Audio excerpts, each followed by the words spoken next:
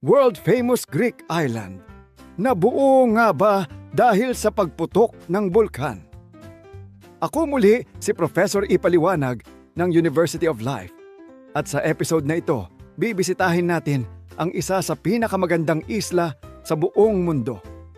Isang lugar na puno ng puting bahay, asul na simboryo, nakakamanghang sunset, at isang lihim na nagsimula sa isa sa pinakamalalakas na pagsabog ng bulkan sa kasaysayan.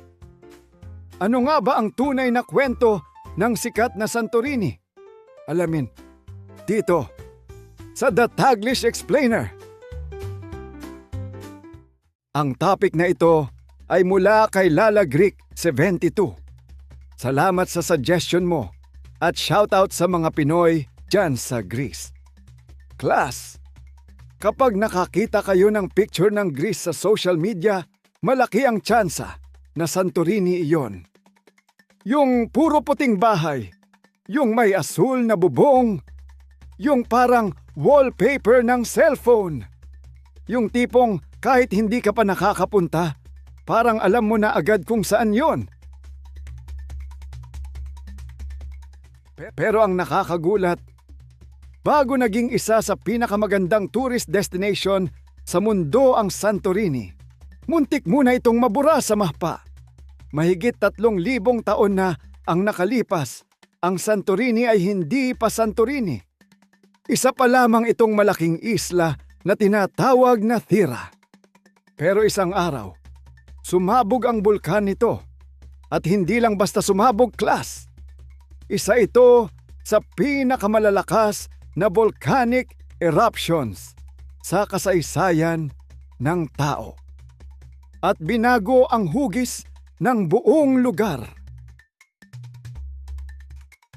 Ang dating isang malaking isla ay naging hugis singsing na pumapalibot sa isang napakalaking lagoon na tinatawag na kaldera. At iyon mismo ang nakikita ng mga turista hanggang ngayon. Kaya kapag tumitingin ka mula sa bangih ng Santorini, ang tinitingnan mo ay bahagi ng isang sinaunang bulkan. Parang nature documentary na ginawa ng Earth mismo. Bukod dito, may mas misteryosong bahagi pa. May ilang historians at researchers na naniniwalang ang pagsabog na ito ay maaaring konektado sa alamat ng Atlantis. Alam ninyo yung nawawalang sibilisasyon na sinasabing lumubog sa dagat? Walang ebidensyang nagpapatunay.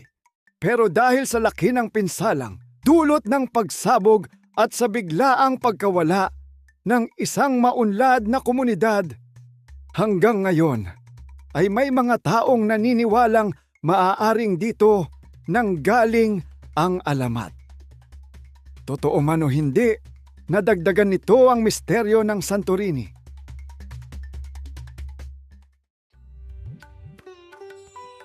Pero hindi doon nagtatapos ang kwento. Noong nagkaroon ng mga paghuhukay sa lugar na tinatawag na Akrotiri, may natuklasan ng mga archaeologist. Isang sinaunang syudad, parang bersyon ng Greece ng Pompeii. At class, nakakabilib ang nakita nila. May mga bahay na may 2 o 3 palapag. May maayos na drainage system. At may mga palatandaang napakaunlad ng kanilang pamumuhay. Ibig sabihin, bago pa man sumikat ang maraming sinaunang kaharian, may maunlad ng komunidad sa Santorini. At dahil natabunan ito ng abo, maraming bahagi ang napreserba, parang time capsule mula sa nakaraan. Sa paglipas ng mga siglo, iba't ibang imperyo ang namahala sa isla. Nariyan ang mga Byzantine, mga Venetian, at mga Ottoman. Noong panahon ng mga Venetian, binigyan nila ang isla ng pangalang Santorini. Mula ito sa pangalang Saint Irene. At iyon na ang pangalang ginamit hanggang ngayon. Ngayon, bakit nga ba puro puti at asul ang Santorini? Maraming tao ang nag-aakalang design choice lang ito. Pero ang totoo, nagsimula ito sa isang utos at sakit. Noong nagkaroon ng epidemya ng kolera sa Greece, inutos ng kanilang gobyerno na pinturahan ng puting apog o limestone ang mga bahay dahil may natural itong antibacterial property na pumatay ng mikrobyo. Bukod doon, napaka-praktikal din nito. Ang kulay puti ay tumutulong upang ma-reflect ang init ng araw. Sa madaling salita, natural air conditioning ng mga sinaunang tao. At noong 1967 naman, naging batas sa ilalim ng kanilang gobyerno na gawing puti at asul lang ang mga bahay upang sumalamin sa watawat ng Greece. Prof, bakit may mga hindi na blue at white ngayon? Hindi yan pagpapasaway, ha? Nang bumagsak ang diktadura noong 1974, naglabas ang gobyerno ng bagong batas na nagluwag sa mahigpit na color coding. Bagamat pinapanatili ng marami ang tradisyon para sa turismo, pinapayagan na ngayon ang ibang kulay. Pero kung may isang bagay na talagang dinadayo ng mga turista, ito ay ang sunset. Tuwing gabi sa bayan ng Oya, habang lumulubog ang araw, nagiging kulay ginto ang mga bangin. Nagiging kulay kahel ang kalangitan. At parang nagbabago ang buong isla. Recap, class.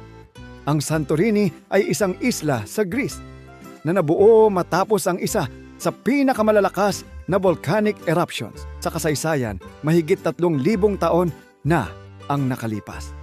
Dahil sa pagsabog na ito, nabuo ang sikat na kaldera at ang natatanging anyo ng isla.